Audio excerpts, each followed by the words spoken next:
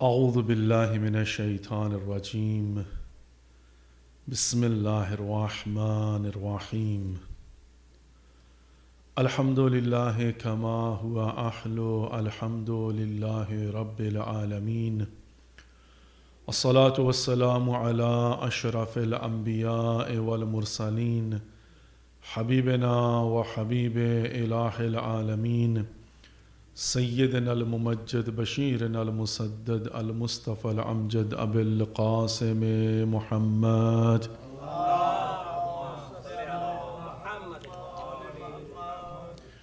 وعلى آل بیتہ الطیبین الطاہرین المعصومین المظلومین لا سیما بقیت اللہ فی الارضین امام زماننا هذا حجة ابن الحسن روحی و ارواح العالمین لتراب مقدمه الفداء وجعلنا من خیر اعوانه وانصاره رب اشرح لي صدري ويسر لي امري واحلل عقدة من لساني يفقهوا قولي فقد قال رسول الله صلى الله عليه وآله وسلم انه لمكتوب على يمين العرش ان الحسین مصباح الہدی وسفینۃ النجاة وامام عز وفخر وذخر وبحر وعلما صلوات بر محمد وآل محمد۔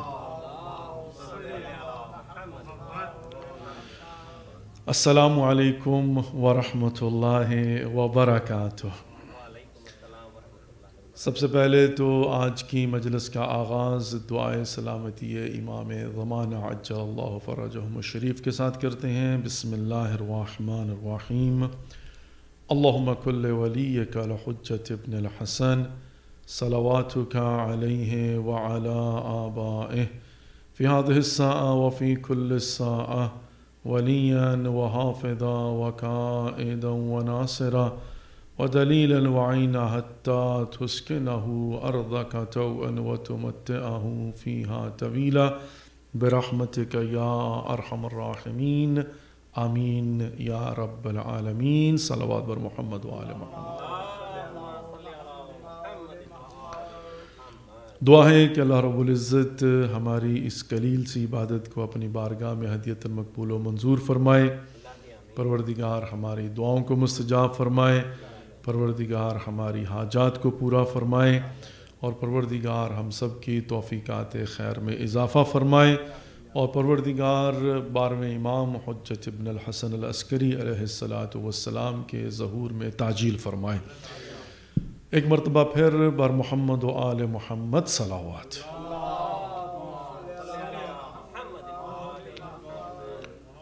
موضوع گفتگو فرمان رسول خدا محمد مصطفیٰ صلی اللہ علیہ وآلہ وسلم ہے۔ ابی ابن کعب اس کی موجودگی میں جب امام حسین وارد ہوئے تو امام حسین علیہ السلام کو مخاطب کر کے رسول خدا نے فرمایا مرحباً بک یا ابا عبداللہ یا زین السماوات والارض، اے زمین و آسمان کی زینت، اے ابا عبداللہ خوش آمدید۔ تو جس پر ابی ابن کعب اس نے کہا کہ حل یمکن، کیا یہ ممکن ہے کہ آپ کے علاوہ بھی کوئی زین السماوات والارض ہو، زمین و آسمان کی زینت ہو؟ تو اس پر رسول خدا نے ارشاد فرمایا کہ سنو، ان الحسین اکبر فی السماء منہا فی الارض، یہ جو زمین پر تمہارے سامنے حسین نظر آ رہا ہے، آسمانوں پر حسین کا مقام اس سے کہیں بڑا ہے، کہیں زیادہ ہے۔ اور پھر ارشاد فرماتے ہیں کہ انہو لمکتوب علی یمین العرش، اللہ رب العزت جب شب معراج گئے ہیں تو میں نے دیکھا کہ عرش خدا کے دائیں طرف لکھا ہوا ہے ان الحسین مصباح الہدی وسفینۃ النجاة، بتحقیق حسین چراغ ہدایت ہیں اور کشتی نجات ہیں۔ اچھا، اب دو موضوعات ہیں، چراغ ہدایت اور کشتی نجات۔ ابھی چراغ ہدایت کے مرحلے میں 2-3 گزارشات 2 دن آپ کی خدمت میں پیش کی، اور آج تیسرا دن ہے۔ کل معاملہ یہاں تک رکا تھا کہ امام حسین وہ مصباح الہدی ہیں، یعنی چراغ ہدایت ہیں کہ جو کسی ایک ڈائریکشن یا کسی ایک خاص کاروان کو ہی ہدایت نہیں کرتے، بلکہ جو بھی آئے وہ مسلمان ہو یا غیر مسلم ہو، اس کو ذاتی طور پر، اجتماعی طور پر، سیاسی طور پر، اقتصادی طور پر، معاشرتی طور پر کسی بھی قسم کی رہنمائی چاہیے ہو، تو حسین سب کے لیے ہمیشہ قیامت تک کے لیے چراغ ہدایت ہے۔ اچھا، اب یہاں سے ہم آگے چلتے ہیں تو پھر کیا ہوگا کہ میں نے کل ایک جملہ جو تھا پورا مقدمہ آپ کی خدمت میں پیش کیا کہ جو دعائے عرفہ امام حسین علیہ السلام ہے، جو وقوف عرفہ پر پڑھی جاتی ہے، 9 ذی الحج کو پڑھی جاتی ہے، معرفت پروردگار کے لیے پڑھی جاتی ہیں، اور جو ہم پر لطف اور کرم ہے امام حسین علیہ السلام کا کہ اگر کوئی وقوف عرفہ کے لیے جائے اور وہ زیارت عرفہ امام حسین علیہ السلام کو پڑھے تو اس کے اندر جو مطالب ہے اس میں سے ایک چونکہ ذات سے مربوط، وہ میں نے عرض کیا اور اس کو میں تھوڑا سا جو ہے وہ اگلے مرحلے میں لے کر چلوں گا، پھر انشاءاللہ ہم اگلی سٹیج پر چلے جائیں گے۔ لیکن یہاں پر انڈیویجولی کل میں نے عرض کیا تھا کہ دعائے عرفہ سب سے پہلے تو نعمات الہی کا ذکر ہے، اور اس کے بعد جو نیکسٹ پیراگراف ہے اس میں دعا ہے امام حسین علیہ السلام کی، اللہم اجعل غناء نفسی، اے پروردگار میرے نفس کو یعنی مجھے غنی یعنی بے نیاز کر دے، بے نیاز بنا دے، اور مجھے حصے بے نیازی عطا فرما۔ اچھا، میں نے عرض کیا تھا کہ جو حصے بے نیازی ہے اس پر معاشرہ سازی ڈپینڈ کرتی ہے، اس سے یعنی اس کو پازیٹیو لے لیں اور اس کا نیگیٹو، اب ظاہر اپوزٹ کیا ہوگا؟ جو حصے بے نیازی ہے اس کا اپوزٹ کیا ہے؟ غنا کے مقابلے میں کیا ہے؟ انسیکیورٹی، اس کا ترجمہ یہی کریں گے، انسیکیورٹی۔ اور انسیکیورٹی جو ہوتی ہے نا وہی جڑ ہے بہت ساری مصیبتوں کی، مشکلات کی اور مسائل کی، انسیکیورٹی، یہ ڈر اور خوف۔ اچھا، بائی دا وے یہ بات ذہن میں رکھیے کہ خوف نیچرلی انسٹالڈ ایپ ہے اللہ رب العزت کی طرف سے۔ وہ کہتے ہیں نا لا یمکن الفرار من حکومتک، اس سے فرار ممکن نہیں ہے، نیچرلی انسٹالڈ ایپ ہے اللہ رب العزت کی طرف سے۔ کیوں؟ اس لیے کہ اللہ رب العزت نے جب اوپن اعلان کیا ہے، کوئی ہڈن ایجنڈا نہیں ہے، سیکرٹ نہیں ہے، تبارک الذی بیدہ الملک وہو علی کل شیء قدیر الذی خلق الموت والحیات لیبلوکم ایکم احسن عملا۔ پروردگار نے ارشاد فرما دیا کہ پوری کی پوری کائنات ہر چیز کا مالک پروردگار ہے، اور جس نے موت اور حیات کو خلق کیا ہے تاکہ تمہارا امتحان لے سکے۔ اب یہاں پر ہے وہ لیبلوکم ایکم احسن عملا، تم میں سے امتحان لے سکے احسن عمل کرنے والا کون ہے۔ سورہ بقرہ کے اندر کوئی چیز سیکرٹ نہیں رکھی، پروردگار نے اوپن کر دیا، وَلَنَبْلُوَنَّكُمْ بِشَيْءٍ مِّنَ الْخَوْفِ وَالْجُوعِ وَنَقْصٍ مِّنَ الْأَمْوَالِ وَالْأَنفُسِ وَالثَّمَرَاتِ وَبَشِّرِ الصَّابِرِينَ الَّذِينَ إِذَا أَصَابَتْهُمْ مُصِيبَةٌ قَالُوا إِنَّا لِلَّهِ وَإِنَّا إِلَيْهِ رَاجِعُونَ۔ وہاں پر پروردگار ارشاد فرماتا ہے میں تمہارا امتحان لوں گا، اور جب تک امتحان نہیں لے لوں گا اس وقت تک جو ہے وہ پتہ نہیں چلے گا کہ تم میں احسن عمل کرنے والا کون ہے، ظاہر وہ ایکشن نہیں ہوگا، کیونکہ ظاہر اللہ رب العزت ام حسبتم ان تدخلوا الجنہ ولما یعلم الذین جاہدوا منکم ویعلم الصابرین، کہا کہ تم ایسے ہی گمان کرتے ہو کہ جنت میں داخل کر دیے جاؤ گے جب تک کہ تمہارا ابھی تک امتحان لے کے ٹیسٹ ہی نہیں کیا کہ تمہیں صبر کرنے والے کون ہیں، جہاد کرنے والے کون ہیں۔ تو ٹیسٹ تو ضروری ہے۔ اچھا، اب ٹیسٹ کے متعلق پروردگار نے بتا دیا وَلَنَبْلُوَنَّكُمْ بِشَيْءٍ مِّنَ الْخَوْفِ وَالْجُوعِ، کہا کہ میں تمہیں آزماؤں گا، آزمائش کا میتھڈ اناؤنس کر دیا۔ نمبر 1 خوف، اب ظاہر سب سے پہلے فیئر، وہی انسیکیورٹی یہیں پر ہوتی ہے نا، خوف، ڈر۔ تو یہ ڈر جو ہے وہ تو انسٹالڈ ایپ ہے، یعنی اللہ رب العزت کی طرف سے میتھڈ آف ٹیسٹ ہے، نیچرل چیز ہے، اس سے بھاگا نہیں جا سکتا۔ وَلَنَبْلُوَنَّكُمْ بِشَيْءٍ مِّنَ الْخَوْفِ وَالْجُوعِ، بھوک، وَنَقْصٍ مِّنَ الْأَمْوَالِ وَالْأَنفُسِ وَالثَّمَرَاتِ وَبَشِّرِ الصَّابِرِينَ الَّذِينَ إِذَا أَصَابَتْهُمْ مُصِيبَةٌ قَالُوا إِنَّا لِلَّهِ وَإِنَّا إِلَيْهِ رَاجِعُونَ۔ اچھا، اب مجھے چونکہ خوف سے ہی سروکار ہے تو فی الحال میں یہیں پر رکوں گا اور اسی پر جو ہے نا وہ گفتگو کروں گا۔ اب یہاں پر ایک ہے خوف اور اس کے مقابلے میں بے نیازی۔ جو سکسیس یا جنگ بھی کہیں پر ہو تو اس میں جو جیت ہوتی ہے نا وہ ساری کی ساری نفسیات سے مربوط ہے، جسم سے کم نفسیات سے زیادہ۔ اچھا پہلے ہم اس کو جو ہے نا وہ نیگیٹو کی طرف جاتے ہیں، پھر پازیٹیو آئیں گے۔ خوف، نیچرلی ہر چیز میں انسان کو کل کی فکر ہوتی ہے، اور کل کی فکر میں وہ آج کچھ انجوائے نہیں کرتا۔ کل کیا ہوگا؟ کل کا خوف. وہ کچھ مل بھی جائے نا تو وہ کہتا ہے کہ اچھا اب یہ مل گیا تو کل کیا کروں گا. وہ کل کے خوف میں جو آج اللہ نے نعمت دی ہے اس کو مطلب جو ہے نا وہ انجوائے نہیں کر پاتا نا. وہ چونکہ کل کے خوف غالب آ گیا نا اس کے اوپر. تو جب خوف غالب آ گیا تو کیا ہو گیا؟ تو اب آج کی خوشی جو ہے نا وہ خوشی رہی نہیں. وہ تو کل کی فکر میں جو ہے نا جو میرے پاس آج ہے اس پر تو میری نگاہ ہی نہیں پڑ رہی نا, اس لیے کہ میں تو کل کی فکر کر رہا ہوں نا. اگرچہ کل کی فکر بھی نیچر میں شامل ہے لیکن وہ کچھ اور کل ہے.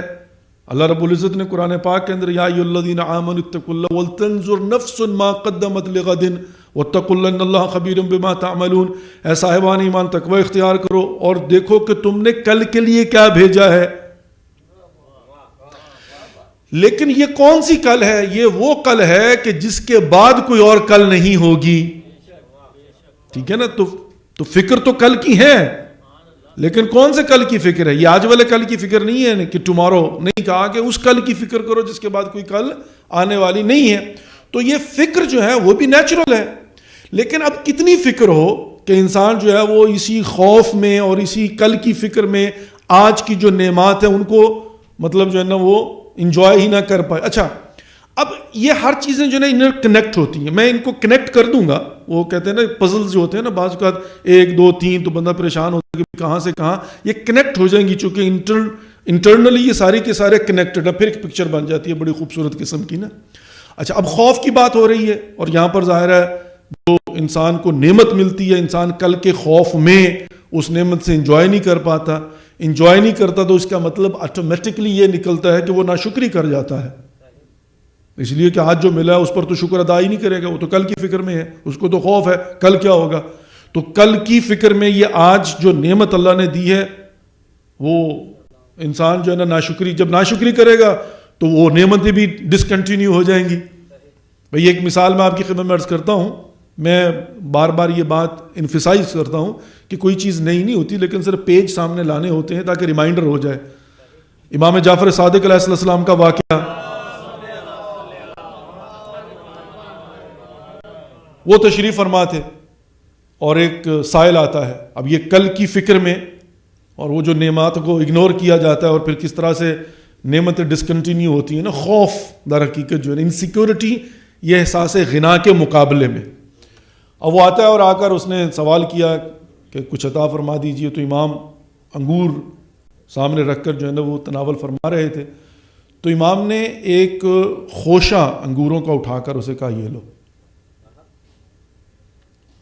اب یہ بھی معرفت نہیں تھی اس کو نا.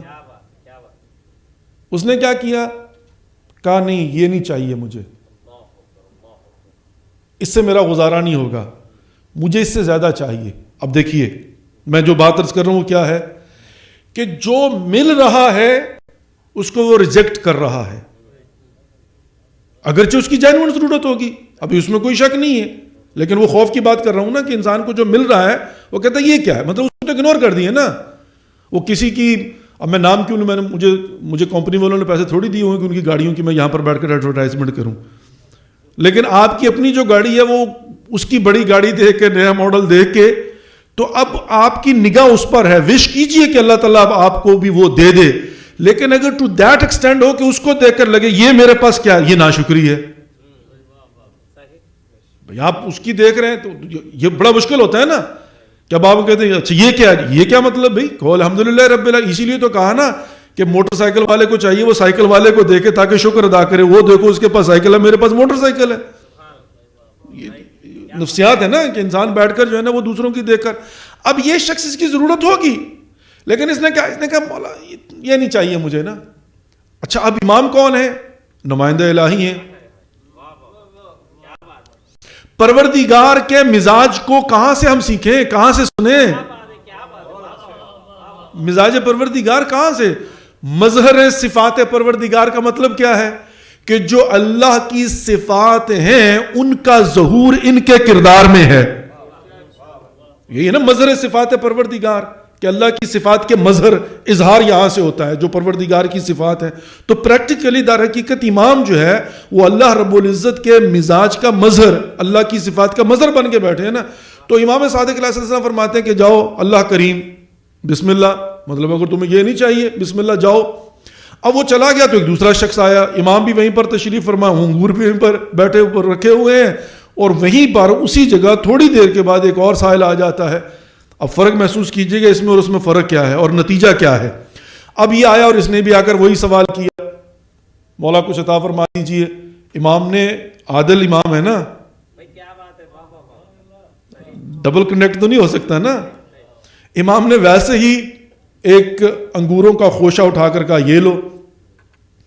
اب اس میں اور اس میں فرق کیا تھا؟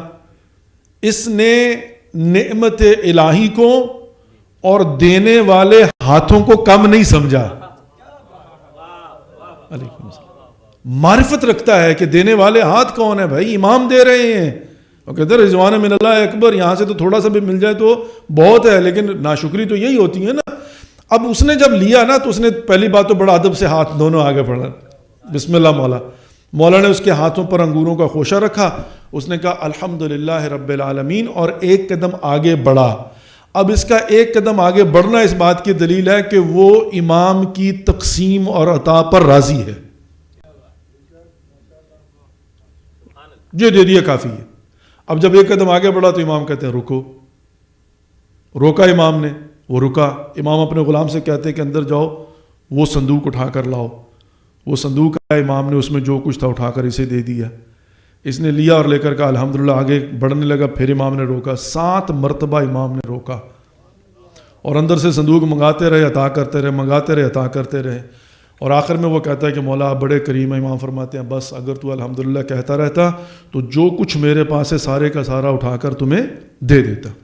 اچھا اب اس واقعے سے ملتا کیا ہے ہمیں؟ اب صرف 2 باتیں. پہلا نتیجہ تو میں یہ دے دوں نا، دیکھیں آپ کو جو نعمت مل رہی ہے وہ کل کے خوف میں اس کو نعمت ہی کنسیڈر نہیں کریں گے، حقیر سمجھیں گے تو کیا ہوگا؟ ناشکری کی منزل، ڈسکنٹینیو. لیکن اگر آپ نے اس معمولی سی نعمت کو نعمت سمجھتے ہوئے کل کی فکر کیے بغیر آج اس پر شکریہ ادا کیا تو کیا ہوگا؟ نعمتوں میں اضافہ. تو امام نے در حقیقت اس سے دنیا کو یہ پیغام دیا ہے کہ دیکھو چھوٹی نعمت کو چھوٹی نہ سمجھو، بلکہ یہ سمجھو کہ اللہ رب العزت تھوڑی نعمت دے کر آزما رہا ہے کہ کیا تم شکر ادا کر کے ثابت کر رہے ہو کہ بڑی نعمت کے قابل ہو بھی یا نہیں.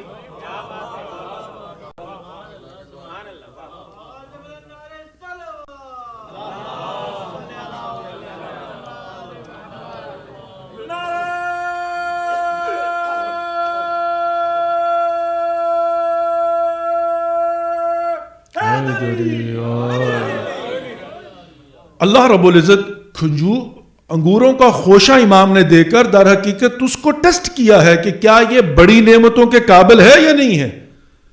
تو انسان پہلے شکریہ ادا کرے، چھوٹی نعمت کو چھوٹی نہ سمجھے، جو ہے اس کو انجوائے کرے، کہے پروردگار تیرا شکر ہے، تو پروردگار اپنی رحمات اور برکات کے دروازے کھول دیتا ہے. لیکن یہ خوف ہے کہ جو اس چھوٹی نعمت پر شکر ادا نہیں کرنے دیتا بلکہ انسان ناشکری کرتا ہے ذہنی طور پر. یہ کیا ہے جی، اس کی مجھے کیا ضرورت ہے، مجھے تو اس سے کہیں زیادہ چاہیے، اس سے تو میرا گزارا نہیں ہوگا. اب یہ الفاظ ہیں جو انسان ناشکری کر رہا. ہو سکتا کوئی گواہ نہ ہو، انسان خود بیٹھ کر بڑبڑا رہا ہو، لیکن عزیزان محترم اگر کوئی نہیں ہوگا تو ملائکہ تو ہے نا. میں مخلوق کی تو بات ہی نہیں کر رہا ہوں. آپ کسی کے سامنے بیٹھ کر بات کرتے ہیں، بس یہ آپ کو کیا بتائیں جناب، مصیبتیں ہیں، مشکلات ہیں، بیماریاں ہیں، برکت نہیں ہے، جتنا بھی کماتے ہیں بچتا ہی کچھ نہیں ہے. بھائی کس کی شکایت کر رہے ہو؟ رازق تو خدا ہے. اور اللہ کی شکایت کس کے سامنے کر رہے ہو؟ یہ تمہیں کیا دے دے گا؟ کیا رازق یہ ہے؟ بیٹھ کر باتیں کرتے، شکوہ شکایت کس کا؟ اللہ کی تقسیم پر راضی نہیں ہو کیا؟ اگر راضی نہیں ہو تو اس میں بھی تمہارا اپنا قصور ہے. جو اللہ نے دیا اس پر راضی رہ کے شکر نعمت تو کرو. وَلَئِن شَكَرْتُمْ لَأَزِيدَنَّكُمْ، اللہ رب العزت میں اضافہ کر دے گا. لیکن یہ خوف جو ہے، انسیکیورٹی جو ہے نا در حقیقت، وہ انسان کو شکر ادا نہیں کرنے دیتی. چونکہ انسان فکر میں ہوتا ہے، کل کی فکر، یہ تو ہو گیا کل کو کیا کرے گا. اچھا بعض اوقات نسلوں کی فکر ہوتی ہے. انسان کو جو اللہ رب العزت نے دے دیا وہ تسلی سے کھاتا ہی نہیں ہے. اچھا جی میرا تو ہو گیا، میری آئندہ نسل کا کیا ہوگا؟ اللہ اکبر، مخلوق پروردگار ہے، یہ تیری ہے. آئندہ نسلوں کی، بھائی یہ پاکستان کے بڑے بڑے چور جو لندن میں بیٹھے ہوئے ہیں، ان کو ضرورت ہی کسی چیز کی، ان کے اپنے تو پیٹ بھر گئے، لیکن اب اپنی آئندہ نسلوں کی فکر میں بیٹھے ہوئے ہیں. بھائی صاحب پوری زندگی پوری حکومت برباد کر کے بیٹھے ہوئے ہیں کہ چلو میں تو 3 دفعہ باریاں لے چکا، میری بیٹی کی باری. بھائی خدا کا نام لو. حالات حاضرہ بھی تو مطلب جو ہے نا یہی ہے نا انسان کا، جو ہے نا یہ بڑے سے لے کر چھوٹے تک یہی ہوتا ہے نا. انسان کہتا ہے کہ کبھی خود اپنے لیے کبھی دوسرے کے لیے. بھائی جو ہے اس کو انجوائے کرنے کو الحمدللہ رب العالمین. خوف انسیکیورٹی دار حقیقت بات جو ہے نا، اب اس کے مقابلے میں آئے گا نا یہ انسیکیورٹی. اچھا اب یہ جو انسیکیورٹی ہوتی ہے نا، سارے کا سارا تعلق تو فیلنگس کا ہے کہ انسان کی فیلنگس کیا ہے، اور انسان کا کنڈکٹ جو ہوتا ہے نا، جو برتاؤ ہوتا ہے وہ بھی اندر ہے، باہر نہیں ہے. میں نے وہ 5G کی کل مثال دی تھی نا، یہ آٹو پائلٹ گاڑیاں جناب جو ہے نا، اس میں بھی کیا ہوتا ہے کنٹرول کہیں اور. یہ آج پتہ چل رہا ہے نا، اور واقعاً کنٹرول کہیں اور ہوتا ہے. اندر بھی میرے اندر انویزیبل امر الہی ہے جو بیٹھ کر مجھے کنٹرول کرتا ہے. باہر کا کنڈکٹ جو ہے وہ ڈیپینڈ کرتا ہے اس کی سچویشن کیا. اور بائی دا وے سنیے، اب اللہ رب العزت نے خلق کیا ہے، پروردگار ہے نا جس نے خلق کیا ہے نا. یسألونک عن الروح قل الروح من امر ربی. اے میرے حبیب آ کے تم سے سوال کرتے ہیں کہ یہ روح کیا ہے، کہو کہ اللہ کا امر ہے. تو اس کا مطلب یہ ہوا کہ میں مخلوق پروردگار ہوں، مجھے خدا نے خلق کیا ہے اور میں امر الہی ہوں. جب میں امر الہی ہوں تو پروردگار جانتا ہے کہ مجھے اس کی تربیت کرنا ہے اور اس کو خوف سے نکالنا ہے. اسی لیے تو خدا نے کہا ہے کہ دعاؤں کے ذریعے خوف سے نجات پیدا کرو. یہ جو باہر کا کنڈکٹ ہوتا ہے نا ڈیپینڈ کرتا ہے. اب دیکھیے میں مثال دے دیتا ہوں. اب آپ ایک شخص دعا کرنے والا اور ایک شخص دعا نہیں کرتا. دیکھیں یہ جو دین کی بات ہوتی ہے نا، اور دین کے جتنے بھی معاملات ہوتے ہیں، یہ حتیٰ دنیاوی معاملات کے لیے بھی سب سے مؤثر ہوتے ہیں. لوگوں کو پتہ نہیں ہے نا. میں ایک مثال دیتا ہوں. ابھی آغا پناہیاں آئے ہوئے تھے امام حسین کانفرنس میں ہمارے وہاں پر 21 سفر کو.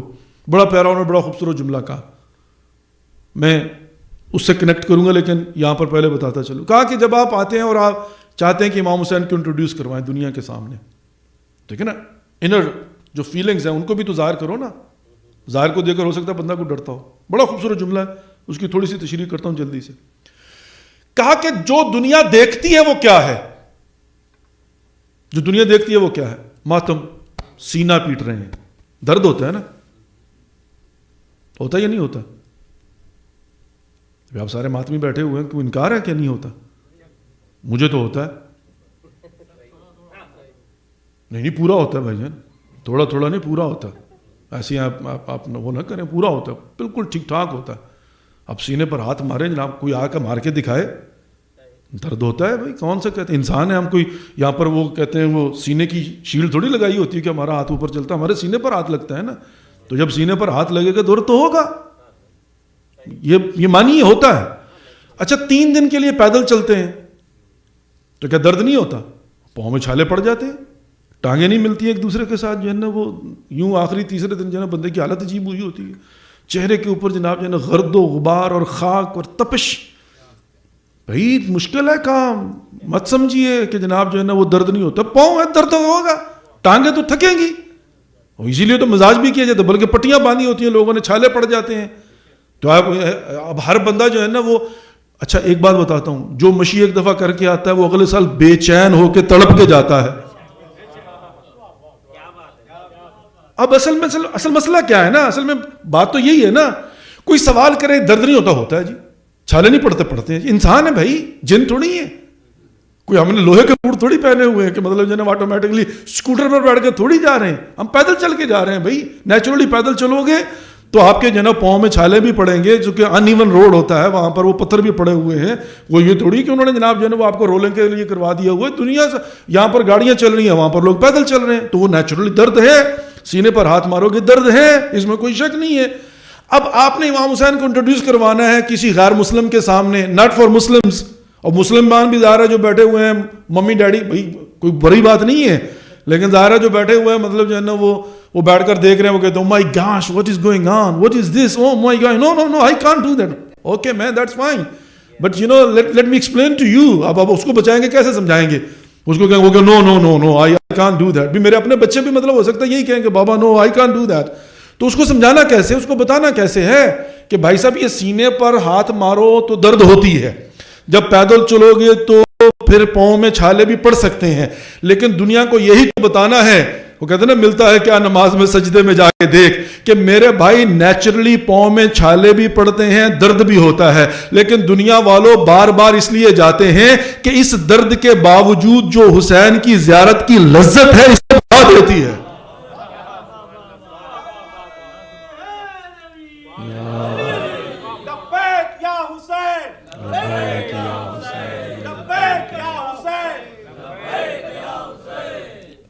اب یہ جو ہے نا اصل بات جو ہے نا وہ یہ ہے، اب دنیا کو یہ بھی تو بتاؤ نا جو لذت ملتی ہے۔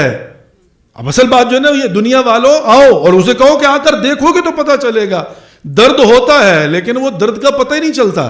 اور پھر اس کی مثال ظاہر ہے، ظاہری طور پر تو قرآن سے ہم دے سکتے ہیں نا، کہ جب حضرت یوسف علیہ السلام کو لایا گیا تھا، جب زلیخا نے کہا نا ابھی بتاتی ہوں، تم اعتراض کرتی ہو کہ ایک غلام پر عاشق ہو گئی ہو، آؤ تمہیں بتاتی ہوں، بڑی اس نے پلاننگ کی اور ایک چھری پکڑا دی، ساتھ میں زیب پکڑا دیا، اور ادھر سے حضرت یوسف سے کہا اتریے آئیے، ادھر سے پردہ ہٹتا ہے، ادھر سے چھری چل رہی ہے، ہاتھ کٹ رہا ہے، لیکن محو جمال یوسف ہیں کہ ان کو پتہ ہی نہیں چل رہا کہ ہاتھ کٹ رہے ہیں۔ تو کہا بھائی یہی تو ہوتا ہے، پاؤں میں چھالے پڑتے ہیں لیکن سامنے حرم امام حسین ہوتا ہے۔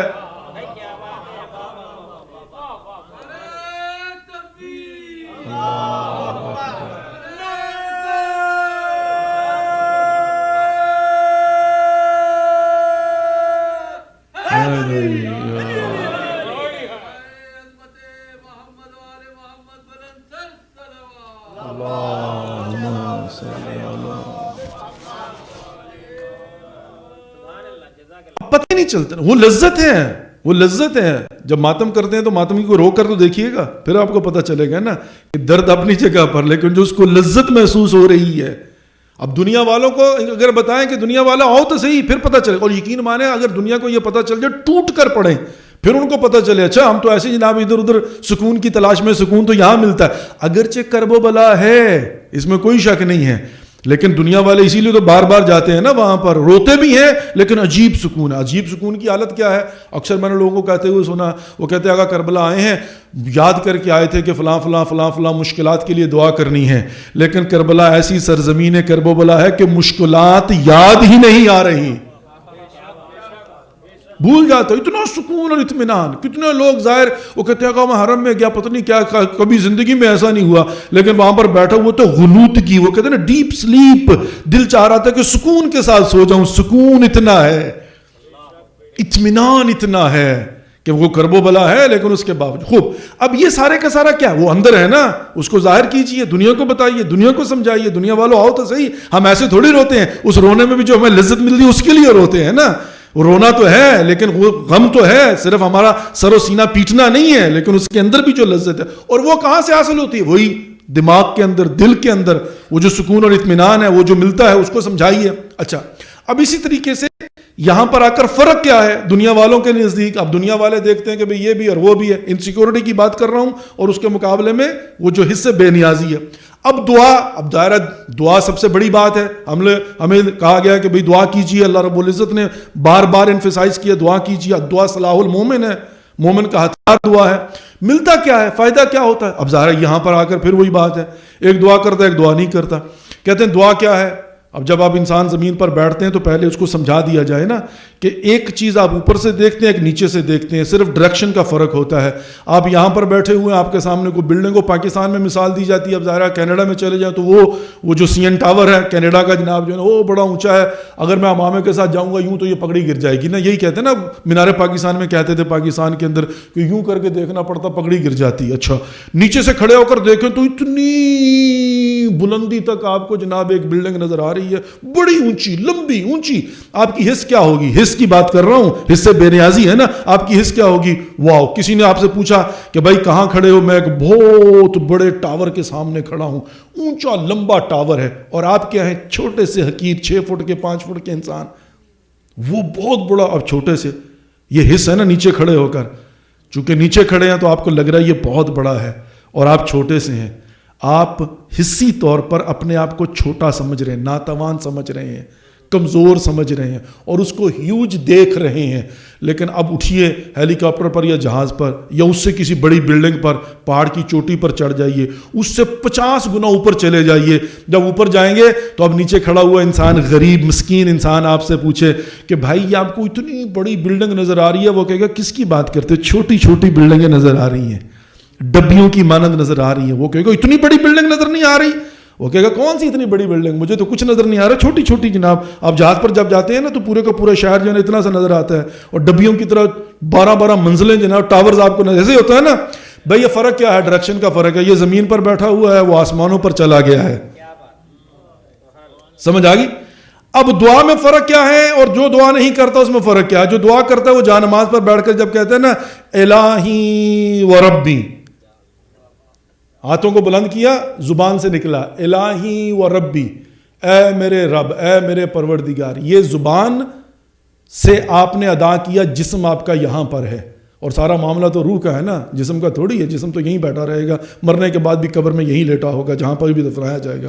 لیکن ہوا کیا, جب آپ نے کہا الہی و ربی, جب دل سے کہا, جب آپ نے پکارا, تو اب اللہ رب العزت نے, اگر وہ میں نے کہا تھا کہ واٹس ایپ کے اوپر اگر میسج ریسیو ہو گیا اور کلک ہو گیا نا, میسج ریسیو ہو گیا اور کلک ہو گیا, تو جو ہی آپ نے کہا نا الہی و ربی, تو وہ اوپر جا کر خدا کی بارگاہ میں پہنچا. اور اگر خدا نے کہا تھا لبیک یا عبدی, تو اب آپ امر پروردگار ہیں. روح انسانی جو ہے وہ یہاں سے اڑ کر جو ہے وہ آسمانوں میں خدا کی بارگاہ میں پہنچ جائے گی. جب اسپرچولی اپ لفٹنگ ہوگی تو پھر دعا مانگنے والا زمین پر تو ہوتا ہی نہیں ہے. یہ میں نے بل دینا ہے, میں نے انشورنس دینی ہے, میرا بزنس کیا ہے, میرے معاملات کیا ہیں, یہ بڑے بڑے اس کو لگتے ہیں جو جا نماز پر بیٹھ کر اسپرچول سفر نہیں کرتا. جو خدا کی بارگاہ میں ہاتھوں کو بلند کرتا ہے, اس کو کہا جائے نا, اس کی بیوی آ کر کہے مولانا, آغا, بھائی, فلانے, یہاں پر بڑے بڑے مسائل ہیں, وہ کہے گا کیسی باتیں کرتے ہو, چھوٹی چھوٹی باتیں ہیں, مجھے اوپر پہنچنے دو, ساری حل ہو جائیں گی. اللہ اکبر.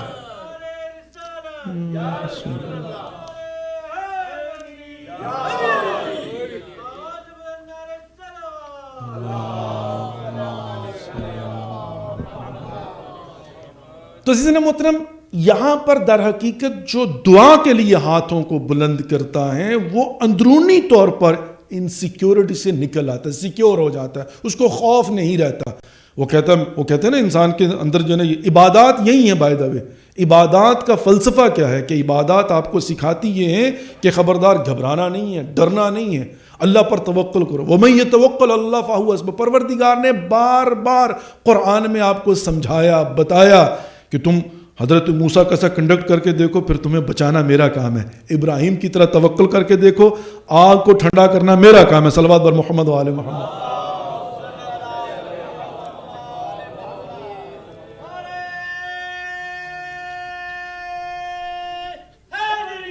یا اللہم صلی تو عزیزان محترم یہاں پر انسیکیورٹی سے نکلنا ہے, اور یہ ساری کی ساری نفسیات ہیں انسان کے اندر ہے. انسان کا اندر جو امر پروردگار ہے, جب وہ ٹرینڈ ہو جاتا ہے, جب اس کو خوف نہیں رہتا. اولیاء خدا کی یہی نشانی ہے نا, الا اولیاء اللہ لا خوف علیہم ولا هم یحزنون. ان کو ڈر ہوتا ہے, ان کو خوف ہوتا ہے. کہ ڈر نہیں ہوتا, ڈر ہوتا ہے لیکن ان کے اندر ڈر نہیں ہوتا, ان کو کوئی گھبراہٹ نہیں ہوتی, وہ توکل علی اللہ کرتے ہیں. اچھا, اور یہی سکھایا ہے, یہی سمجھایا ہے. در حقیقت یہی تو ہے, انسیکیورٹی ختم ہو جائے, معاملات حل. اور کیسے کیسے مظہر صفات پروردگار. یاد ہے واقعہ, وہ 3 دن کی مہلت مانگ کے آ گئے تھے بحرینی, کہا کہ 3 دن کی مہلت دے دو, جواب لا کے دیتے. 3 دن کی مہلت لے کے بزرگ کو کہا کہ جاؤ جا کر استغاثہ کرو, امام زمانہ کو بلاؤ. ساری رات یا ابن رسول اللہ, یا ابن رسول اللہ, تشریف لے آئیے, العجل العجل, روتا رہا, پیٹتا رہا, کوئی نہیں آئے. دوسرے دن دوسرے کو بھیج دیا کہ جب تم جاؤ, آج میں تو ناکام ہو گیا ہوں. اس سے بھی کسی زیادہ متقی کو بھیج دیا. تیسرے دن تیسرے کو بھیجا. جب تیسرے دن دم فجر ہوئی نا, جب ٹائم مہلت ختم ہونے والی تھی, تو ایک مرتبہ سرکار کو آتے ہوئے دیکھا. جب یوں ہی سرکار تشریف لائے تو قدموں پہ گر کر کہتا ہے, مولا 3 دن ہو گئے ہیں, روتے ہوئے, پیٹتے ہوئے, پکارتے ہوئے, 3 دن کے بعد آئے ہیں, ہماری تو جان پر بنی ہوئی تھی, آپ اتنا لیٹ کیوں آئے؟ عجیب انسان ہے, شکوہ بھی الٹا امام سے کر رہا ہے. قصور اپنا ہے, شکوہ امام پر کر رہا ہے. تو امام نے در حقیقت آپ کو اور ہمیں سمجھانے کے لیے کہ اصل بات تو یہ ہوتی ہے نا کہ قلب اگر آپ کا انسیکیورٹی سے باہر نکل ہے، توکل اللہ کی منزل یہی ہے. امام فرماتے ہیں تمہیں کہا کس نے؟ کہا 3 دن کی مہلت مانگو. تمہیں کس نے کہا تھا 3 دن کی مہلت مانگو؟ تمہیں مجھ پر یقین نہیں تھا کیا؟ جب میں زمانے کا امام موجود ہوں وہاں پر کھڑے ہو کر کہتے ہیں ہم بے وارث تھوڑی ہیں، ابھی جواب لا کر دیتے ہیں، اگر نہ دیتا پھر اعتراض کرتے نا. امام ہے، موجود ہے. اب انسان کے دل میں جب بھائی یہ امام مظہر صفات پروردگار ہیں، تو اگر یہی انسان اتنا سا سوچ لے کہ میرا پروردگار موجود ہے، جب چاہوں گا جتنا چاہوں گا خدا کو پکاروں گا خدا دے گا، تو انسیکیورٹی ختم ہو جائے گی نا. ڈر کب؟ اچھا میں ایک اگلی مثال دوں. عجیب تو یہ ہے کہ اب انسان کو سمجھانا تو بڑا آسان ہے. بھائی یہ جو اب اللہ کرے کہ آپ سارے ملینئر ہوں ڈالرز میں، وَإِلَّا تُمانز میں اور عراقی میں تو سارے ہی ہوتے ہیں، روپوں میں کی بات نہیں کر رہا ہوں. اللہ کرے کہ سارے کے سارے اللہ تعالیٰ آپ کو پروردگار محمد و آل محمد کے صدقے میں جناب ملینز اینڈ ملینز رزق حلال عطا فرمائے آپ کو. اچھا یہ ملینئر ہوتا کیسے جی؟ کون ہوتا ہے ملینئر؟ ماشاءاللہ جی ایک بیٹھے ہوئے یہاں پر سارے. میں نے کہا جی آپ نے پھر محدود کر دیا ہے. صلوات بر محمد و آل محمد. اچھا ان کے وہ کہتے ہیں نا مطلب انداز نرالے ہوتے ہیں. آپ نے دیکھا ہوگا نا، آنے کا انداز نرالا ہوگا، جانے کا انداز نرالا ہوگا، بیٹھنے کا انداز نرالا ہوگا، کنڈکٹ نرالا ہوگا. کانفیڈنس سے بیٹھتے ہیں نا، خوف نہیں ہے نا، کانفیڈنس ہے. اچھا یہ کانفیڈنس کس پہ ہے؟ پیسے پہ نہیں، بینک پہ. بھئی کس کے گھر میں $1 ملین پڑا ہوتا ہے؟ کسی کے گھر میں ہوتا ہے $1 ملین؟ وہ 3-4 لاکھ ڈالر زیادہ سے زیادہ نکل آتے ہیں بعض لوگوں کے پاس، لیکن ملین ڈالر تو بڑا مشکل ہوتا ہے نا. وہ تو حلال نہیں ہوتا. میں تو رزق حلال کی بات کر رہا ہوں نا. پاکستان میں تو واشنگ مشین میں بھی ہوتے ہیں. رزق حلال کی بات کر رہا ہوں. بڑا مشکل ہوتا ہے نا. بینک میں پڑا ہوا. اچھا اب بینک میں پڑا ہوا تو آپ کے پاس زیادہ کیا ہوگا؟ یا کریڈٹ کارڈ ہوگا انلمیٹڈ، یا آپ کے پاس چیک بک ہوگی. تو چیک بک کی کیا حیثیت ہے؟ کوئی ہے اس کی حیثیت؟ ہے. کس بات کی حیثیت ہے؟ وہ جو سسٹم ہے نا بینک کا، آپ کو اس پر اعتماد ہے کہ میں چیک لکھ کے دوں گا، میرا سگنیچر ان کے پاس محفوظ ہے، میرا اکاؤنٹ ان کے پاس ہے، جب میں یہ چیک دوں گا وہ کلیئر کر دیں گے. اور آج کل تو ڈیجیٹلی سارا کچھ ہوتا ہے بھائی جان. آپ کیا میرے خیال وہ لٹرلی $1 ملین دیکھنا تو بڑی ہو. یہ ڈیجیٹلی وہ پرانے زمانے میں کہتے پرچی چلتی ہے، تو یہ ڈیجیٹلی وہ پرچی والا سسٹم ہے نا کہ ادھر سے ادھر کر دیا پیسہ. اوریجنل پیسہ کہاں کسی کو کوئی پتہ نہیں ہے. سارے کا سارا تو ڈیجیٹلی. اور یہ کورونا نے تو ویسے ہی بڑا غرق کر دیا نا. مطلب وہ بالکل ہی جناب وہ ایران کے اندر تو وہ پیسہ لیتے بھی نہیں ہیں. وہ کہتے ہیں نہیں جناب کیش نہیں. یہاں پر جو ہے نا وہ روٹی بھی خریدنے جاؤ نا جو کہ مطلب زیادہ سے زیادہ مطلب 5 پینی کی ہوگی بلفر سے، وہ کہتے ہیں نہیں جی کیش نہیں چاہیے، یہاں پر کارڈ ہی جو ہے نا وہ اسی کو سوائپ کرو. اچھا خیر، اب کنسپٹ کیا ہے؟ ایک بندہ بیٹھا ہوا ہے، آپ نے یہاں پر بیٹھ کر کوئی ڈیل، بعض کا ڈیلز جو ہے نا یہی تو ہوتی ہے نا. آپ نے کہا جی کہ یہ چیز فلانی جو ہے نا بک رہی ہے، تو آپ نے کہا ہاں یس آئی کین بائی اٹ. تو اس کو کیا ہے؟ اس کو کہ کل جاؤں گا جا کے چیک دوں گا، کل تو چھٹی ہے پرسوں صحیح چلو اس کے اگلے دن وہ کہ میں چیک لے کے دوں گا. یہ کریڈٹ کارڈ لے لیں بھی چارج کر لیں. آپ نے یہاں پر فنڈ ریزنگ کے لیے بات کی کہ جناب ہمیں پیسے چاہیے، آپ کہیں جی $100,000 چاہیے ہمیں نا. تو کوئی ملینر بیٹھا ہوگا وہ بیٹھ کر حساب کرے گا it's nothing pant for me, کہ ہاں یس جناب پلیز میری طرف سے لکھ لیجیے. وہ یہ جو کہہ رہا ہے میری طرف سے لکھ لیجیے، اس کو کانفیڈنس کس پہ ہے کہ میرے بینک میں پیسے پڑے گا، چیک لکھ کے دے دوں گا یا کریڈٹ کارڈ دے دوں گا، یہ لو جناب لے لو $1 لاکھ، بڑے کانفیڈنس سے کہہ رہا ہے. ایسے ہوتا ہے نا. کانفیڈنس کس پہ ہے؟ بینک پہ. اگر خدا نہ کرے استغفر اللہ ربی وتوب الیہ صدام کی فوج کویت پر آ کر حملہ کر دے، رات کو بھائی صاحب سوئیں اور بینک میں $1.5-2-4 ملین پڑا ہوا ہے، صبح اٹھ کر دیکھیں، ابھی بندہ کہے نا یہ کیسے ہو سکتا، ہوا ہے نا. صبح اٹھ کر دیکھے وہ تو بینک میں جو پڑا ہوا ہے، اب تو گھر میں جو کیش ہے وہی ہے، تو ملینئر صاحب زیرو پہ ہو گئے نا. ایسا ہی ہوتا ہے نا بھائی. اگر آپ کو بینک کے سسٹم پر اعتماد کرنا ملینر بنا دیتا ہے اور آپ بڑے کانفیڈنس سے آتے ہیں، کانفیڈنس سے جاتے ہیں، جہاں پر پیسہ چاہیے ہو تو ہاتھ کھڑا کر دیتے ہیں اور آپ کہتے ہیں یس آئی کین ڈو اٹ. میرے بھائی اتنا سا تمہیں اللہ کے نظام پر اعتماد نہیں ہے، اللہ کی عطا پر اعتماد نہیں ہے. واللہ یرزق من یشاء بغیر حساب. خدا جب چاہتا ہے، جتنا چاہتا ہے، جس کو چاہتا ہے دیتا ہے. کیا دنیا میں ایسی مثالیں نہیں ملتی؟ وہ کہتے ہیں نا مٹی کو ہاتھ لگایا سونا بن گیا. بھائی اصل مسئلہ پتہ کیا ہے؟ پرابلم صرف اتنی سی ہے کہ میں دائیں بائیں ڈھونڈتا ہوں، جہاں سے ملنا ہے وہاں جا کر نہیں مانگتا. جس نے دینا ہے اس سے مانگ کر تو دیکھو، اس کے ساتھ معاملات کو ٹھیک کر کے تو دیکھو، اور پھر اس کانفیڈنس کے ساتھ چلو. میرا پروردگار ہے نا، خدا کہتا ہے جب تک میرے خزانوں میں ہر چیز موجود ہے تو پھر مجھ سے مانگ اور اس پر مجھ پر توکل کر. تو انبیاء کیا کرتے تھے؟ کس نبی کے پاس $1,000,000 یا $10,000,000 ہوتا تھا؟ وہ لیکن جب چلتے تھے تو وہ کیسے چلتے تھے؟ وہ کہتے تھے یہ خدائی میرے پروردگار کی ہے، میں پروردگار کا نمائندہ ہوں، جو چاہیے بات کرو. پھر یہی ہوتا تھا جب نبی اپنے رب پر توکل کرتے تھے تو بارڈر ایریا میں گئے ہوئے حضرت سلیمان جب کہتے تھے پروردگار محل پر حملہ ہو گیا ہے، اب مجھے واپس پہنچنا ہے تو کیسے پہنچوں؟ پھر پروردگار کہتا تھا اے نبی اللہ تو نے توکل کی ہے نا، اب میں تیرے تخت کو ہوا میں اڑا کر پہنچا دوں گا. بات تو پروردگار یہ کیوں بتا رہا قرآن میں پروردگار آپ کو اور مجھے کہ حضرت سلیمان کی طرح آنکھیں بند کر کے توکل تو کر کے دیکھو، توکل تو کر کے دیکھو، پھر دیکھو کہ پروردگار کس طرح سے. اور دوسری بات عزیزان محترم، اصل بات تو جو ہے نا ساری کی ساری نفسیات کی ہے. نفسیاتی طور پر جو ہے نا وہ ملینر کسے کہتے ہیں؟ جس کو احساس سے بے نیازی ہو کہ میری تمام تر ضروریات پوری ہیں، اب میرے پاس جو کچھ بھی ہے میری ضروریات سے کہیں زیادہ ہے. اور یہی احساس بے نیازی امام حسین علیہ السلام، پروردگار اللہم اجعل غناء نفسی، پروردگار مجھے بے نیاز کر دے، میں احساس بے نیازی کروں، مجھے ڈر نہ ہو، مجھے خوف نہ ہو، میں ڈر اور خوف کی وجہ سے دوسروں کے حقوق سلب نہ کروں، میں ڈر اور خوف کی وجہ سے معاشرے کا نظام ترم برم نہ کر دوں، میں خوف کی وجہ سے جو مجھے نعمت ملے اس خوف سے کہ چلی نہ جائے کل کو کیا ہوگا، میں آج ان نعمتوں پر ناشکری نہ کروں بلکہ اپنے پروردگار کا شکریہ ادا کروں. ان الحسین مصباح الہدی وہ سفینۃ النجاہ. لیکن آج تو صرف مصباح الہدی اس چیپٹر کو مجھے کلوز کرنا ہے. حسین چراغ ہدایت ہیں اور ایسا چراغ ہیں جو ہر طرح کی رہنمائی کرتے ہیں. کوئی بھٹکا ہوا کہیں سے بھی آ جائے، کسی راستے پر بھی چلتا ہوا آ جائے، جو امام کے در پر آ جاتا ہے پھر امام اس کی رہنمائی فرماتے ہیں. اور یہاں پر معاشرہ سازی کے لیے یہ حس بے نیازی، یہ انسیکیورٹی سے نکلنا اور اپنے اندر کو مطمئن کر کے انبیاء کی روش پر چلتے ہوئے ائمہ کی روش پر چلنا در حقیقت یہ معاشرہ سازی کے لیے ضروری ہے. بر محمد و آل محمد صلوات.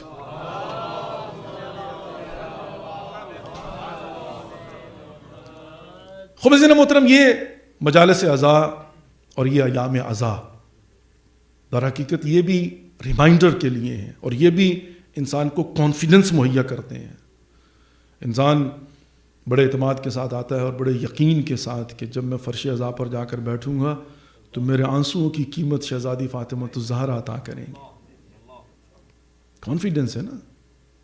اب ظاہر ہے جب ہم کسی کے در پر جاتے ہیں تو ہمیں ایک یقین، اور یقین بھی کیسا یقین. ایک چھوٹا سا واقعہ پیش کر کے آگے بڑھتا ہوں. ہر کوئی اپنے حساب سے اس کو بیان کرتا ہے حقیقت، لیکن لوگ اپنے معاشرے کے حساب سے بات کرتے ہیں.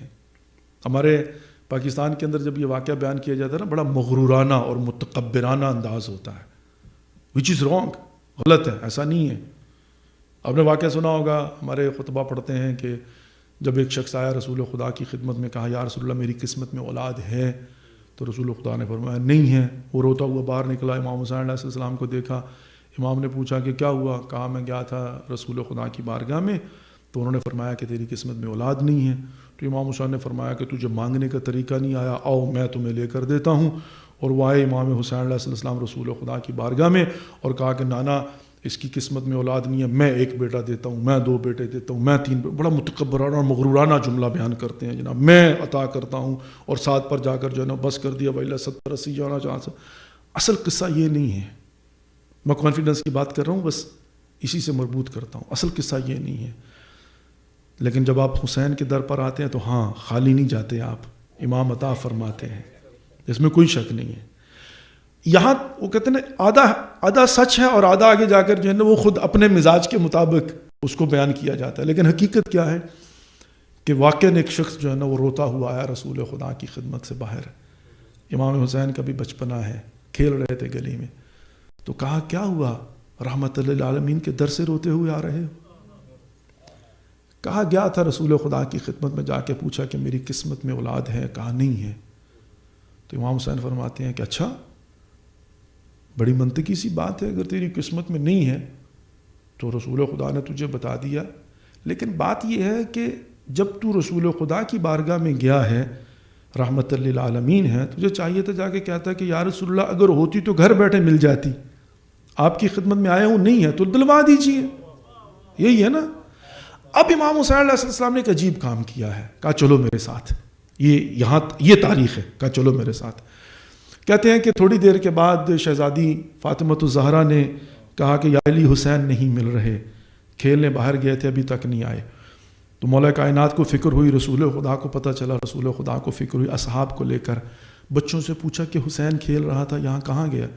تو بچوں نے کہا کہ ایک شخص روتا ہوا آپ کے گھر سے واپس آیا، تو اس کے ساتھ یہ باہر کی طرف گئے ہیں، مدینے سے تھوڑا باہر، حسین چھوٹا بچپنا ہے ابھی، اور اس کو لے کر گئے ہیں رسول خدا مولا کائنات کے ساتھ گئے میدان میں مدینے سے باہر۔ تو دیکھتے جانتے کیا ہوا، دیکھا کہ ایک جگہ وہ سجدے میں ہیں اور دوسری جگہ حسین سجدے میں ہیں، اور کہہ رہے ہیں پروردگار یہ میرے نانا کے پاس گیا تھا، اس کی قسمت میں اولاد نہیں ہے، تجھے میرے نانا کی رحمت کا واسطہ ہے، اس کو اولاد دے دے۔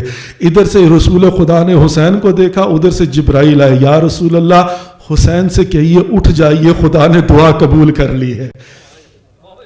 عزیزان محترم، حسین کربلا کے میدان سے لے کر آج تک کجراغ ہدایت ہے نا، جو کوئی آتا ہے حسین کے در پر اگر اس کی قسمت میں نہ ہو، سجدے میں جا کر خدا سے مانگ کے لے کر دیتے ہیں۔ عزادارو، آج مجھے 2-3 واقعات، 2-3 باتیں عرض کرنی ہیں اس کے متعلق جس نے تقسیم کار کیا تھا مولا حسین کے ساتھ۔ کہتے ہیں عالم ارواح کو اکٹھا کیا ہوا تھا پروردگار نے، اور ایک اعلان کیا کہ مجھے قربانی چاہیے اسلام کو بچانے کے لیے، کون ہے جو قربانی دے گا؟ امام حسین نے ہاتھ کھڑا کیا، پروردگار میں قربانی دوں گا۔ کہا حسین سنو، مدینہ چھوڑنا پڑے گا، جس سے تمہیں محبت ہوگی، مدینۃ الرسول۔ کہا پروردگار میں حاضر ہوں چھوڑنے کے لیے۔ کہا حسین سنو، عباس کے بازو قلم ہوں گے۔ کہا پروردگار قبول ہے۔ کہا اکبر کے سینے پہ برچھی لگے گی، پروردگار قبول ہے۔ کہا اصغر کی گردن پر تیر چلے گا، کہا پروردگار قبول ہے۔ کہا حسین قاسم کی لاش پر گھوڑے دوڑ جائیں گے، لاش کے ٹکڑے اٹھا کر لانا ہوں گے، کہا پروردگار قبول ہے۔ اور محمد کی قربانی دینا ہوگی، پروردگار قبول ہے۔ کہتے ہیں کہ ایک نئی مصیبت کا خدا نے ذکر کیا اور امام حسین کا سر جھک گیا۔ کہا حسین سنو، عصر عاشور کے بعد زینب کی چادر چھن جائے گی۔ عزادارو، اتنا سننا تھا کہ میرے مولا حسین کی گردن جھک گئی اور یہاں پر ایک بیمار روح آگے بڑھی۔ کہا بابا کربلا تک کی ذمہ داری آپ لے لیجئے، کربلا کے بعد میں جانوں اور شہزادی پھپھی زینب جانے۔ عزادارو، سید سجاد کی بات کر رہا ہوں۔ عصر عاشور تک کی ذمہ داری حسین نے لی ہے اور عصر عاشور کے بعد کی ذمہ داری سید سجاد نے لی ہے۔ وہ سید سجاد جن کا بچپن ایسے گزرا ہے کہ دونوں طرف سے شاہی خون تھا۔ مادر سجاد جب بچپن میں گہوارے میں لٹانا چاہتی تھی، سجاد کی کمر کمزور تھی، بہت ضعیف تھی، بہت نازک تھی، تو جانتے ہیں ماں کیا کرتی تھی؟ روئی بچھا کر گہوارے میں لٹاتی تھی کہ میرے سجاد کی کمر بڑی نازک ہے۔ عزادارو، غیرت سجاد جانتے ہیں؟ مولا نے کہا تھا میرا بیٹا سجاد بڑا غیرت والا ہے، خبردار کبھی اس کے سامنے بغیر حجاب کے نہ آنا۔ لیکن میں کہوں گا سید سجاد، آپ کی اپنی قسمت ہے، اتنی جس کی کمر نازک ہو، جو بچپن میں گہوارے میں بھی روئی کے اوپر لٹایا سلایا جاتا ہو، اس کی کمر پر تازیانوں کے نشان ہو، جس کی غیرت ایسی ہو کہ جس کے متعلق کہا جائے خبردار پردے کے بغیر سجاد کے سامنے نہ آنا، وہ کوفہ اور شام کے درباروں بازاروں میں جائے اور پھوپھیاں پہ مکنا و چادر ہو۔ اجرکم اللہ، اجرکم اللہ، سوائے غم شبیر کے کوئی غم نہ دے۔ سید سجاد کا پرسہ دینا چاہتا ہوں. 2-3 باتیں عرض کرنا ہے. عزادارو یہ سید سجاد ہیں. غیرت سجاد کا سن لیا نا آپ نے, لیکن عجیب یہ ہے بیمار ہو گئے تھے سید سجاد. مصلحت پروردگار یہ تھی کہ اگر 4 میدان کربلا میں اکٹھے ہو جاتے اور لڑنے کی اجازت ہوتی, فوج عشقیہ میں کہاں جرأت ہوتی وہ مقابلہ کر سکتے. مسلم ابن عقیل نمبر 1, امام سجاد نمبر 2, حضرت عباس نمبر 3, مولا حسین نمبر 4. لیکن مصلحت یہ تھی کہ مسلم کوفہ میں شہید ہو جائیں, سید سجاد بیمار ہو جائیں اور امام حسین آخر میں اپنی جان خدا کے حوالے کریں, عباس کو لڑنے کی اجازت نہ ملے. عزادارو سید سجاد شام شب عاشور ہے, آدھی رات کو سید سجاد کی آنکھ کھلتی ہے. اما فضہ کو بلایا, فضہ آتی ہیں, کہا بیٹا سجاد, مولا سجاد کیا بات ہے؟ کہا اما فضہ میرے بابا کہاں ہیں؟ کہا باہر ہوں گے. کہا جلدی بلا کر لاؤ. عزادار امام حسین کو بلایا گیا. سید سجاد کہتے ہیں بابا یہ آوازیں کیسی آ رہی ہیں؟ کہا بیٹا سجاد آخری رات کے مہمان ہیں, میرے اصحاب قرآن کی تلاوت کر رہے ہیں. کہا بابا میری پھوپھیوں کے خیمے بھی تو قریب ہیں, مجھ سے گوارا نہیں ہو رہا, برداشت نہیں ہو رہا کہ ان کی تلاوت کی آواز میری پھوپھیوں کے کانوں میں جائے. تو مرتبہ امام حسین نے کہا ہوگا نہ بیٹا سجاد آج کی رات کا میں امام ہوں, کل تو جانے اور تیری امامت جانے. عزادارو ایک مرتبہ سید سجاد کو کب ہوش آیا تھا؟ جب شہزادی زینب آئی ہیں. اس سے پہلے 2 مرتبہ ہوش آیا جب امام حسین نے کہا تھا بیٹا سجاد اٹھو امانتوں کو لے لو. ایک مرتبہ شہزادی زینب آتی ہیں, بیٹا سجاد اٹھو, مجھے میرا بھائی نظر نہیں آ رہا, میرا امام آ جایا نظر نہیں آ رہا. ایک مرتبہ سید سجاد کہتے ہیں پھپھی اماں یہ خیمے کا پردہ ہٹائیے. عزادارو سید سجاد نے دائیں دیکھا, امام حسین نظر نہیں آئے. سید سجاد نے بائیں دیکھا, امام حسین نظر نہیں آئے. سید سجاد نے آسمان کی طرف دیکھا, کہا السلام علیکم یا ابا عبداللہ. شہزادی زینب کہتی ہے بیٹا سجاد آسمان کی طرف دیکھ کر میرے بھائی پر سلام کیوں پڑھ رہے ہو؟ کہا پھپھی اماں وہ دیکھیے میرے نیزہ پہ میرے بابا کا سر ہے. اجرکم اللہ, اجرکم اللہ. وہ دیکھیے پھپھی اماں نو کے نیزے پر میرے بابا کا سر ہے. قد قتل حسین, حسین شہید ہو گئے. عزادارو اب سید سجاد میدان کربلا میں شام غریبہ ہے, ساری رات سجدے میں سر ہے, سبوح قدوس کی آوازیں ہیں اور اللہ کا شکر ادا کر رہے ہیں. اگلا دن ہے, میں ایک مصیبت بیان کر کے اگلی منزل پر جانا چاہتا ہوں, تسلی سے سن لیجئے گا. میری اپنی یہ 3ری مجلس ہے. آسم بھائی آ رہے تھے, کہہ رہے تھے مومنین کو بتا دیجئے گا ہم 3 مجلس سے سن کے تھک جاتے ہیں. امام سجاد ساری زندگی واقعہ کربلا کے بعد خون کے آنسو روتے رہے ہیں. جب کسی کو بکرا ذبح کرتے دیکھتے تھے تو رونا شروع کر دیتے تھے اور کہتے تھے, جب پوچھتے تھے نا کسائی سے, کہتے تھے یہ بتاؤ کیا تو نے پانی پلا دیا تھا جانور کو؟ وہ کہتا تھا کہ ہمارے رسول اللہ کی شریعت یہ ہے کہ جانور کو ذبح کرنے سے پہلے اسے جی بھر کر پانی پلا دو. امام سجاد کربلا کا رخ کر کے کہتے تھے بابا یہاں پر امت رسول جانور کو ذبح کرنے سے پہلے جی بھر کے پانی پلاتی ہے. ہائے میرے بابا کی قسمت جو پیاسا شہید ہوا. اجرکم اللہ. میں نے 2-3 منزل آگے جانا ہے, تسلی سے سن لیجئے, سانس نکال کر سن لیجئے. یہ آخری ایام, اللہ جانے آئندہ سال ہم یہاں پر ہو یا نہ ہو. عزیزان محترم 11 محرم ہے, بس ایک مصیبت بیان کر کے آگے بڑھوں گا. سید سجاد قیدی بن کے بیٹھے ہوئے ہیں. کل میں نے عرض کیا تھا نا کہ کس طرح سے اصغر کی لاش کو نکالا گیا ہے. ایک منظر اور بیان کرنا چاہتا ہوں سید سجاد کو پرسہ دینے کے لیے. عزادار سید سجاد قیدی بیٹھے ہوئے ہیں. کوئی بیٹا جوان قیدی نہ ہو کہ جس کے باپ کا لاشا بے گور و کفن پڑا ہو. اللہ اکبر, اللہ اکبر. عزادارو سید سجاد بیٹھے ہیں, سارے قیدی بنا کر بٹھائے ہوئے ہیں. ایک عجیب منظر ہے. عمر ابن سعد نے کہا گھوڑ سواروں سے کہ گھوڑ سواروں کو اکٹھا کرو. اب مجھے نہیں پتا تعداد کتنی تھی, 11 تھے, 13 تھے, 17 تھے, تاریخ میں مختلف لکھی ہوئی ہے.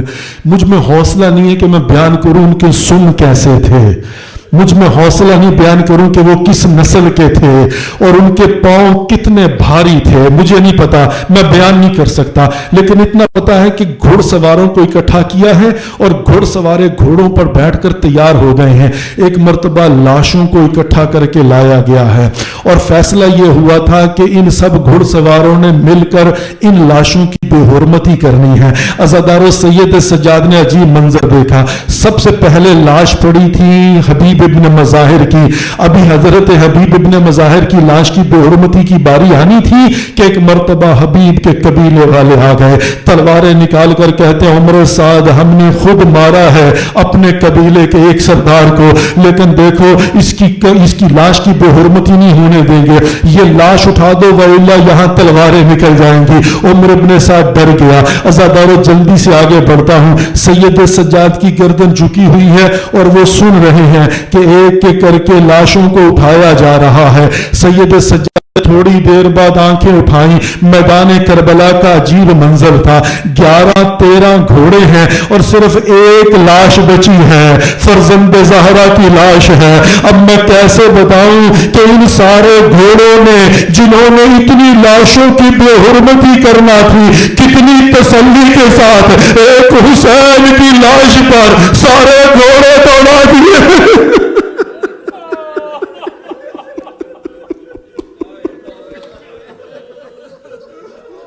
اجرکم اللہ,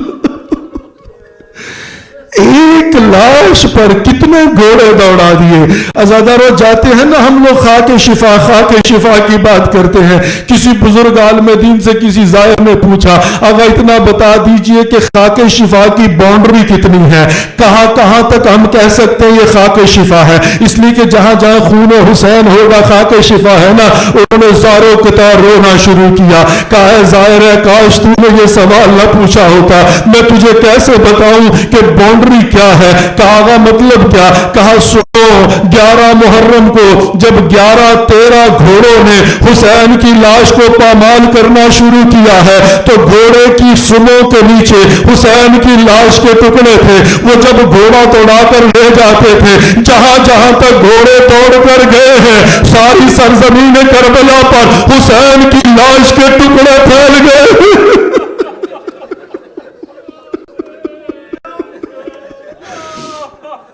اجرکم اللہ. تسلی کے ساتھ ایک ایک کر کے آگے بڑھتے ہیں. سید سجاد کو پرسہ دینا ہے. سید سجاد کو کسی نے رونے نہیں دیا تھا. عزادارو عجیب منظر کیا ہے. ایک دو منظر صرف آگے جاؤں گا, مجھ میں بھی حوصلہ نہیں ہے, لیکن سید سجاد کے متعلق تو پڑھتے ہوئے میرا اپنا جگر پھٹ جاتا ہے. ساری مصیبتیں ایک مرتبہ ایک طرف رکھ دیتے ہیں نا, تو سید سجاد کی غیرت کا تو میں نے بتا دیا نا. ابھی 40 گزرا ہے. میں نے کربلا میں یہ کہا تھا کہ عزادارو تم سارے کے سارے یہاں پر ظاہر ہونا سید سجاد اور زینب کبریٰ کا استقبال کرنے آئے ہو. امام حسین نے بلایا ہے میری بہن کا استقبال کرنے کے لیے آؤ. لیکن میں نے کہا کہ ایک مرتبہ میں سوچتا ہوں سید سجاد جا رہے ہوں گے بابا کے پاس. ہم سنتے ہیں نا شہزادی زینب نے جا کر ماں سے کہا تھا ماں بیٹیوں کے درد سمجھتی ہے. میں نے کہیں پر شکوہ نہیں کیا, لیکن ماں آپ کو بتانے آئی ہوں. عزادارو باپ اور بیٹے کا رشتہ بھی تو بڑا سینسٹیو ہوتا ہے نا. سید سجاد جب آ رہے تھے تو وہ بھی تو سوچ رہے ہوں گے ابھی میں بابا کے پاس جاؤں گا تو بابا پوچھیں گے سجاد ہو آئے ہو شام سے, تو میں بابا کو کیا بتاؤں گا. عزادارو سید سجاد کیا بتائیں جا کر بابا کو. میں بتاؤں مدینے میں اتنی عزت تھی سید سجاد کی, لوگ گھٹنوں کو ہاتھ لگاتے تھے. ہم سادات کا کتنا احترام کرتے ہیں لوگ. سید زادہ آ گیا ہے, گھٹنوں کو ہاتھ لگاتے ہیں, لیکن تصور کیجئے کوئی عام سید زادہ ہو جس کی اپنے گھر میں اپنے محلے میں شہر میں بڑی عزت ہو, وہ کہیں پردیس میں چلا جائے اور وہاں پر اس کے حالات یہ ہو جائیں کہ وہ کہیں سے گزرے تو جو جس کے قریب سے گزرے کوئی اسے تھپڑ مار دے, کوئی اسے تازیانہ مارے, کوئی اسے نیزہ مارے. اور یہ تو عام سید زادے کی بات کر رہا ہوں. اگر وہ اکیلا ہو تو الگ مصیبت ہے, اگر پھوپھیاں ساتھ میں ہو, ننھی بہن ساتھ میں ہو تو اس کا کیا ہوگا. عزادارو سید سجاد کی شاشانیوں نے کیا کیا ہے. یارت سجاد اپنی جگہ پر, زینب ام کلثوم ساتھ میں ہے, کوئی تھپڑ مار رہا ہے, کوئی پتھر مار رہا ہے, کوئی تانے مار رہا ہے. عجیب آ کر کہا ہوگا بابا شام سے ہو کر آیا ہوں, تازیانے کھا کے آیا ہوں, آپ کے سینے پہ سونے والی سکینہ کو دفنا کے آیا ہوں. اجرکم اللہ, اجرکم اللہ, اجرکم اللہ. 11 محرم کا بس عزادارو 2 منزلیں صرف اور 11 محرم کو عجیب معاملہ ہے. سید سجاد کو شہزادی زینب نے دیکھا سید سجاد کے چہرے کا رنگ بدل گیا ہے. ایک مرتبہ شہزادی کو محمل پر بٹھا دیا گیا تھا. شہزادی اپنے بھائی کی لاش سے ہو کر گزر چکی تھی. جب کہا تھا نا انت اخی الحسین, کیا تو میرا بھائی حسین, آئین راسک, تیرا سر کہاں ہے, تو امام حسین کی لاش سے آواز آئی تھی انت اختی زینب, کیا تو میری بہن زینب, تیرے سر کی چادر کہاں گئی. عزادارو, شہزادی زینب نے دیکھا کہ سید سجاد کے چہرے کا رنگ بدل گیا ہے. شہزادی زینب نے اپنے آپ کو محمل سے گرا دیا. شہزادی زینب نے اپنے آپ کو محمل سے گرا دیا. میں نے پڑھ دیا, آپ نے سن لیا, غور نہیں کیا شاید آپ نے. شہزادی کو محمل پر بٹھا دیا گیا تھا. شہزادی کے ہاتھ پسے گردن بندھے ہوئے تھے. شہزادی جب زمین پر گری ہوں گی تو منہ کے بل گری ہوں گی نا. عزادارو, کہتے ہیں شہزادی زینب نے بھی 2 مقصد سامنے رکھتے ہوئے اپنے آپ کو محمل سے گرایا تھا.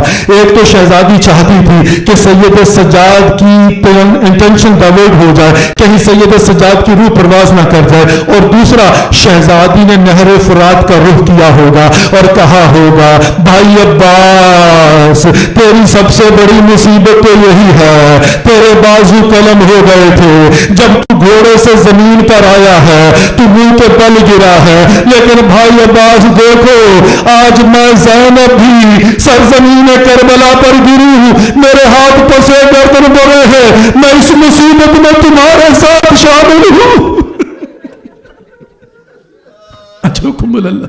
سوائے غم شبیر کے کوئی غم نہ دے, سوائے غم شبیر کے کوئی غم نہ دے.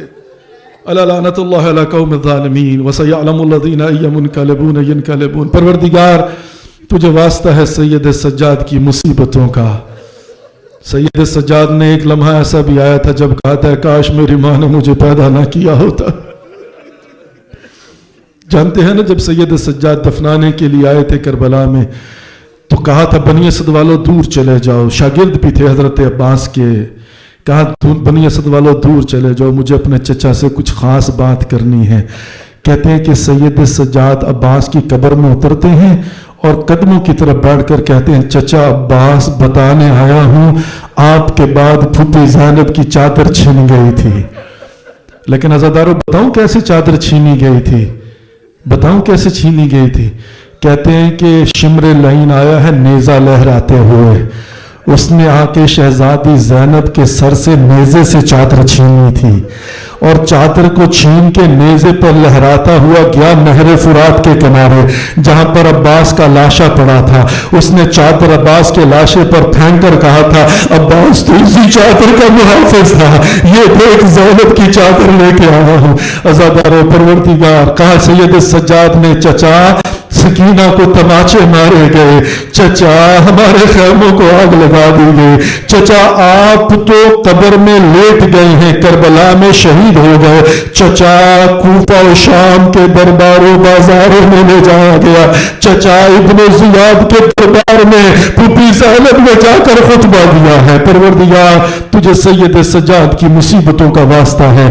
پروردگار تجھے اس لمحے کا واسطہ ہے کہ جب سید سجاد مدینے واپس آئے تھے اور مدینے کے باہر ایک درخت کے نیچے بیٹھ گئے تھے, جب محمد حنفیہ کو پتا چلا اور جب وہ آئے اور سید سجاد نے کہا السلام علیکم یا امتی, میرے چچا پر سلام ہو, تو ایک مرتبہ محمد حنفیہ کہتا ہے تو بوڑھا کون ہوتا ہے مجھے سلام کرنے والا, تو باریش کون ہوتا ہے سفید ریش مجھے سلام کر کے چچا کہنے والا. تو سید سجاد نے کہا تھا چچا مجھے پہچانو, میں سید سجاد ہوں. کہا بیٹا سجاد 25 سال کی عمر میں کمر خمیدہ اور 10 سال کے بال سفید ہو گئے. کہا چچا آپ کو نہیں پتا, میں کوفہ اور شام کے درباروں بازاروں سے ہو کے آیا ہوں اور شہزادی زینب کے سر پر چادر بھی نہیں تھی. پروردگار ہماری دعاؤں کو مستجاب فرما, ہماری حاجات کو پورا فرما. پروردگار ہمارے گناہان کبیرہ و صغیرہ معاف فرما. پروردگار یا خالق اکبر یا خالق کائنات, یہ جن مرحومین کے نام ہیں عدیل نقوی اینڈ فیملی, سید فاتح حسین نقوی, ارشاد حسین نقوی, سیدہ رشیدہ نقوی, رقیہ نقوی, سید حیدر حسین, سید وزیر حسین, سید مظہر حسین, سیدہ زاہدہ بیگم, دلور شاہ اور فرحت نقوی اور منور حسین نقوی, سیدہ عالیہ نقوی، اکبر علی شاہ، سیدہ زاہدہ نقوی، شبر عباس نقوی، آغا ارشد نقوی اور ماہروخش سکینہ نقوی۔ پروردگار جتنے مرحومین، جتنے ہمارے علماء شہدائے ملت جعفریہ، ہمارے اپنے مرحومین اسد زیدی صاحب، محمد ظفر ابن محمد سعید، جتنے بھی مرحومین اور مرحومات پروردگار اس دنیا سے دار فانی سے کوچ کر چکے ہیں، سب کی قبروں پر اپنا خصوصی رحم و کرم عطا فرما، سب کی مغفرت فرما، سب کو شفاعت محمد و آل محمد علیہ الصلوۃ والسلام سے بہرہ مند فرمانا۔ پروردگار ہمیں آپس میں پیار محبت کے ساتھ رہنے کی توفیق نصیب فرما۔ پروردگار تو دلوں کے راز بہتر جانتا ہے، جس مومن مومنہ کے دل میں جو جائز شرعی حاجات ہیں سب کی دعاؤں کو مستجاب فرما۔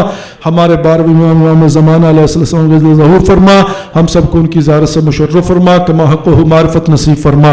پروردگار یہ مجلس آخری مجلس نہ ہو، بار بار معرفت کے ساتھ زیارت امام حسین اور مجالس میں شرکت کی توفیق نصیب فرما۔ ربنا تقبل منا انک انت السمیع العلیم برحمتک یا ارحم الراحمین۔ ماتم حسین۔